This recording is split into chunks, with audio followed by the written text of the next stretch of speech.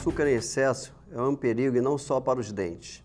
Pediatras da Escola de Medicina da Universidade Yale concluíram uma longa investigação e comprovaram: a ingestão excessiva de açúcar pode deixar as crianças pequenas, irritadas e dispersivas. O doce, além de provocar maior concentração de insulina no sangue, também aumenta a quantidade de adrenalina. E esse hormônio pode provocar ansiedade, excitação e dificuldade de concentração. Segundo os pesquisadores, os efeitos negativos para a criança que come doce, balas e refrigerantes em excesso são maiores e mais evidentes quando a criança come o açúcar com o estômago vazio. Um exame das ondas cerebrais da criança, logo após ela ter comido doces e bebido refrigerantes, revelou, na grande maioria dos casos, mudanças significativas na sua capacidade de concentração. Adultos submetidos à mesma experiência não apresentam o mesmo resultado. A pesquisadora-chefe afirma que as alterações de comportamento são temporárias e não definitivas, mas que o hábito repetido pode trazer dificuldade de aprendizagem, principalmente se grande parte desse açúcar é consumido na merenda escolar. Refrigerantes geralmente têm cafeína, que é um excitante capaz de afetar a atenção e aumentar a inquietação. Excitante do sistema nervoso central, a cafeína em excesso pode trazer reações de estresse, com liberação de adrenalina e outros hormônios da suprarrenal. Os açúcares fazem falta na alimentação, mas podem ser encontrados na alimentação habitual, como no leite, por exemplo, e nas frutas, na batata, na mandioca. Ninguém pode viver sem açúcar, mas a dieta normal tem açúcares suficientes que não fazem mal nem provocam a doença cárie. O uso habitual de balas, doces, refrigerantes, biscoitos açucarados, geleias, provoca na boca a presença de um excesso de açúcares ditos de moléculas pequenas, favorecendo a proliferação de bactérias, a formação de cáries e a inflamação das gengivas. Ainda pior é o desequilíbrio alimentar provocado pela ingestão de alimentos açucarados artificialmente. Um dos segredos da boa alimentação é a proporção correta dos diversos nutrientes. Proteínas como a carne, arroz integral, ovo, leguminosas como feijão, hidratos de carbono ou glicídios como as farinhas e os açúcares, sais minerais e vitaminas das frutas. Uma dieta desbalanceada e rica demais em açúcar faz a criança ficar anêmica e obesa. Se a mãe introduz para o bebê alimentos açucarados, como a banana amassada com muito açúcar, mel ou geleia, antes de introduzir a sopa de legumes, vai esbarrar na recusa de aceitação do alimento salgado. As frutas raspadas com a colher ou aos pedacinhos a partir do 6º mês não interferem negativamente na alimentação com sal. Vamos falar agora de um assunto ligado ao consumo de açúcar. A ocorrência de diabetes mellitus tipo 1 em crianças abaixo de 6 anos é rara, mas está aumentando em todo o mundo. O diagnóstico, que demora, deixa a criança descompensada e em perigo. Um dos desafios a enfrentar é estimular o total envolvimento da família. A atenção a essa criança deve ser imensa, já que dificilmente há queixas que possam sugerir a hipoglicemia. O tratamento com insulina precisa ser individualizado e a monitorização glicêmica tem que ser feita em casa, assim como o controle das atividades físicas e da aceitação alimentar. Não é fácil lidar com uma criança pequena com diabetes e nos últimos tempos tem havido um aumento na incidência desse diabetes. É um grande desafio conseguir-se um bom controle, já que não são poucas as dificuldades em relação ao tratamento medicamentoso e ao acompanhamento do doente. O diagnóstico de diabetes tipo 1 na primeira infância segue os mesmos critérios utilizados para outras faixas de idade, aceitos pela Organização Mundial de Saúde. Nem sempre, até mesmo para a família, é possível perceber os 3 sintomas clássicos: poliúria, polidipsia e perda de peso. Nessa faixa de idade, as crianças têm atividades muito irregulares e não referem sintomas, mudam padrões alimentares com rapidez e o tratamento depende totalmente da família. O fenômeno do aumento da diabetes é mundial e em todas as faixas de idade, mas tem sido maior na primeira infância.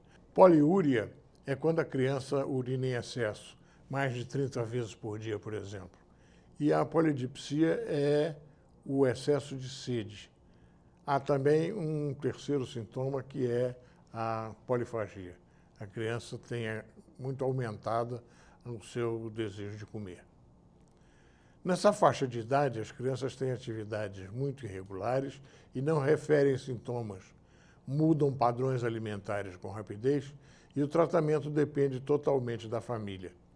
O fenômeno do aumento da diabetes é mundial e em todas as faixas de idade, mas tem sido maior na primeira infância, com quase 10% de aumento entre crianças entre 0 e 9 anos. O diagnóstico de diabetes mellitus do tipo 1 em criança pequena causa sempre um impacto psicológico muito grande na família. Existem algumas evidências sugerindo que o diabetes infantil seja diferente do que ocorre em crianças maiores e nos adultos, mas o diabetes mellitus tipo 1 em criança abaixo de 6 anos é rara, mas está aumentando em todo o mundo. O diagnóstico demora, deixa a criança descompensada e em perigo. O diagnóstico é fácil, doutor Henderson? Não, o diagnóstico não é fácil. Na verdade, muito frequentemente a criança já chega descompensada, em cetoacidose diabética, chega desidratada para ser tratada em situações de urgência. Não é muito fácil desconfiar nesse tipo de diabetes, que ela está caminhando para esse quadro de diabetes mellitus tipo 1. Entendeu? É complicado. Geralmente já chega em cetoacidose ou com algum nível de descompensação. Existem algumas evidências sugerindo que o diabetes infantil seja diferente do que ocorre em crianças maiores e nos adultos, mas os especialistas ainda não chegaram a uma conclusão a respeito do que isto significa. Observe se sua criança fica cansada com facilidade, apática, se perde fome e peso, se urina muito. Não custa fazer um exame laboratório para determinar a gravidade da descompensação, principalmente se na família há casos de diabetes do tipo 1. Quando não há casos na família, a aceitação do diagnóstico é ainda mais difícil e há mais resistência ao aprendizado para tratar com a criança. Esse aprendizado é fundamental. Na abordagem inicial, prepare-se a família para cuidar do paciente em casa e dar a ele apoio emocional. É tempo de passar informações básicas sobre o diabetes, suas consequências e complicações agudas e crônicas. Também é hora de desenvolver um plano alimentar e iniciar o treinamento prático. Aplicações como monitorar os cuidados com a insulina, higiene ao manipular o material, respostas às perguntas. Como o paciente geralmente é internado no momento diagnóstico, por estar em desequilíbrio, é bom aproveitar o momento para iniciar a educação da família. Nessa fase, também é bom que haja apoio psicológico para todos e que fique claro que, ao contrário do tratamento do adulto ou do adolescente, o tratamento da criança pequena é responsabilidade total da família, sendo ela o foco da equipe multidisciplinar formado pelo médico, enfermeira, nutricionista e psicólogo. A alimentação da criança pequena diabética é muito diferente daquele de crianças não diabéticas. Ela precisa de mais lipídios, deve ter restrição de gorduras e o leite deve ser semidesnatado. Deve-se evitar períodos de jejum prolongados para que não haja ocorrência de episódios de hipoglicemia. Lactentes necessitam de mais leite a intervalos menores, evitando períodos mais longos na madrugada. A própria família deve aproveitar para mudar sua alimentação, evitando o excesso de açúcar refinado, salgadinhos, refrigerantes, fast food e doces, facilitando para que o paciente aceite e adote os hábitos saudáveis de comer. A insulinização basal pode ser feita com insulina NPH em 2 ou mais doses.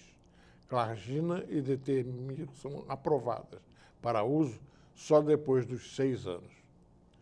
E atenção, episódios repetidos de hipoglicemia nesta fase do desenvolvimento podem causar danos ao sistema nervoso central.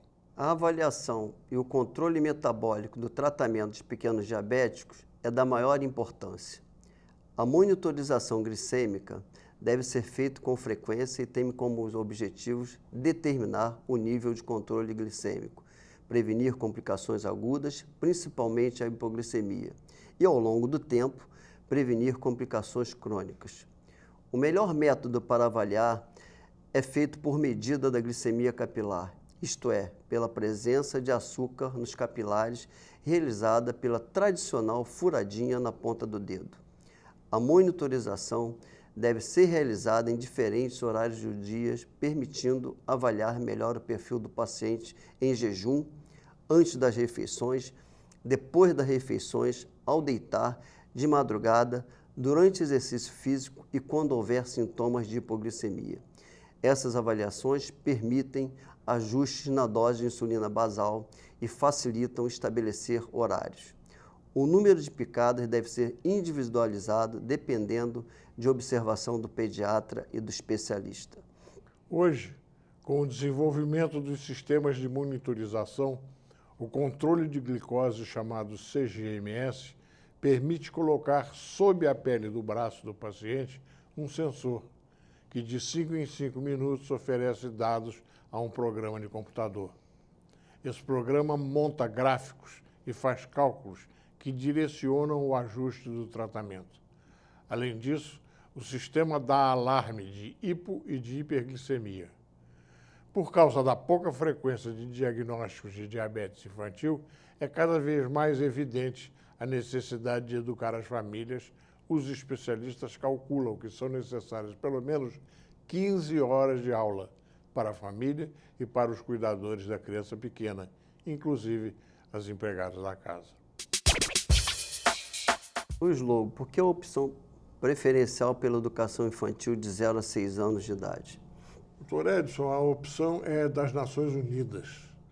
A Assembleia Geral determinou que os primeiros anos de vida de uma criança merecem uma atenção especial e que os adultos devem tratar de criar um mundo para as crianças.